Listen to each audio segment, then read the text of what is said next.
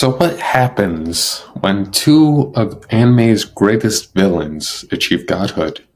They stop fighting the heroes and start fighting reality itself. Today, we're pinning Madara Uchiha against Sōsuke Aizen, not in power levels, not in hacks levels, not in all that stuff. We are putting them head to head in a battle at who has better ideology.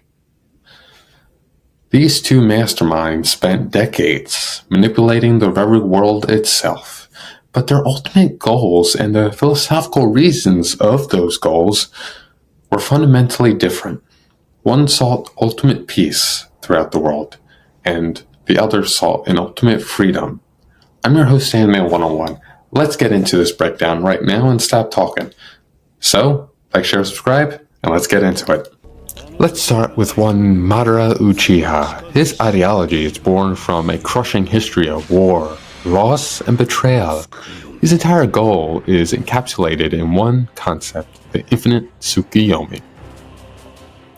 Madara doesn't hate humanity, he pities it. He views the world of constant conflict, pain, and death as a failed experiment. He saw the cycles of hatred, the very system he and Hashirama and their families try to break, repeat endlessly, consuming their friends, their families, their futures, and everyone around them. Madara's core beliefs were humanity's flaw, which was the capacity for choice and free will. Solutions remove choice. By casting the infinite Tsukiyomi, he planned to trap all the sentient beings in an external dream world tailored to their deepest desires. And one last one, ultimate stagnant peace. With everyone happy because they got what they want, even if it's not real, the pain of the real world is eliminated forever. Madara is the ultimate, well, dictator if you think about it. He believes that humanity is too immature and flawed to govern itself, and therefore he must take on the burden of forcing happiness upon them.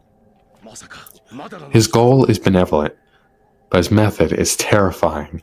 He is the villain who generally thinks he is saving the world.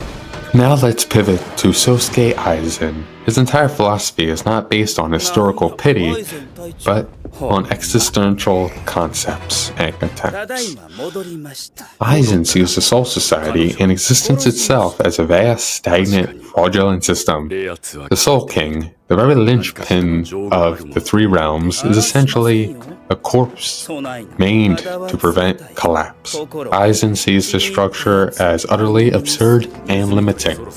Now, some of Aizen's core beliefs are based on the existence of higher authority, and inert struggles and stagnation enforce boundaries and limits true potential.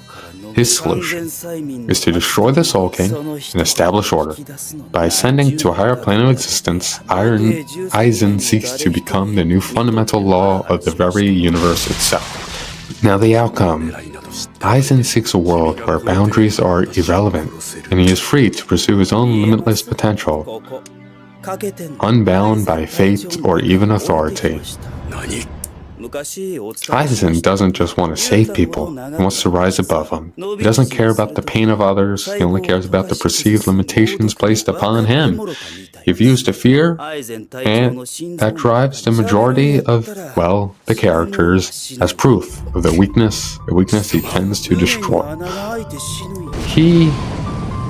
He's a complicated case, if I'm being honest. How do I say this? Aizen sees people as, well, if you're not trying to get stronger or trying to better yourself, then what are you doing? You're not really living. You're just content with stagnation. Now let's break this down in a simpler term. Madara's view of humanity is pitiful, too flawed to be free. Meanwhile, Aizen sees them as too weak to question authority. Now, Madara's ultimate goal is ultimate stagnation, ultimate bliss and peace. Now, Aizen, power. limitless power. While Madara has the method of, well, external control, forcing the infinite Tsukuyomi, and basically no more wars, no more enemies, everything's fine. Meanwhile, Aizen is trying to break free from those laws. Madara is, well, his drive is compassion born from immense historical pain. He's gone through a lot, he's seen a lot, he doesn't want to see it again. And let's be honest here, we agree. Now, Aizen's drive is arrogance. He is born from the supreme talent and existential boredom that he's facing. Yeah, being a captain of the mighty Gotei 13 is all fine and good, but come on, he wants more. Now, the final state. Everyone's trapped in Madara's infinite Tsukuyomi while Aizen is free. The world is broken and everyone else is irrelevant to him. Madara's ideology is about ending the suffering of everyone, even if it means robbing them of their freedom, of their reality, whatever it takes. Aizen's ideology is about ending the limit on oneself, using others as stepping stones to his ultimate goal. Madara is a benevolent dictator who forces you into that beautiful cage. Aizen is the cosmic architect who's like, this is all me, baby. This is all me.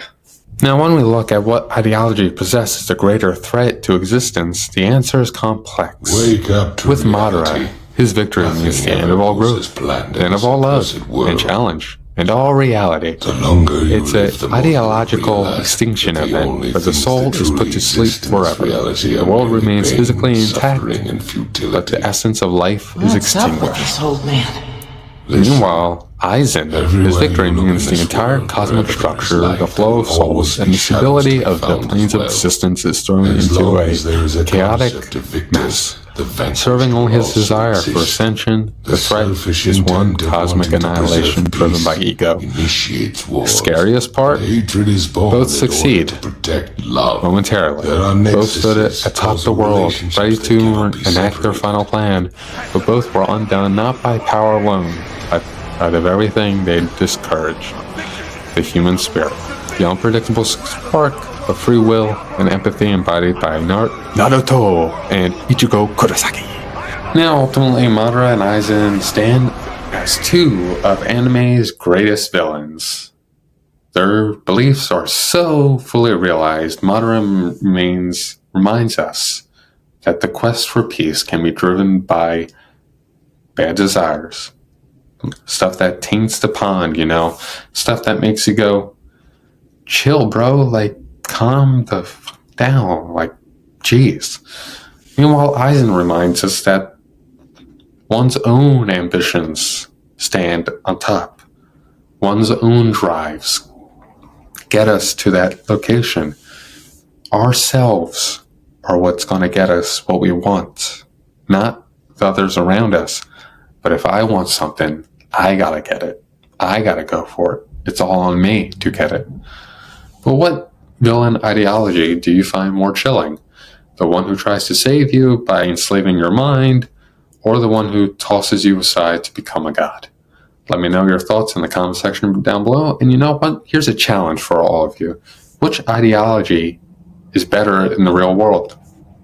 What ideology is fully realized and what one makes sense in today's world? I'm going to say Madara.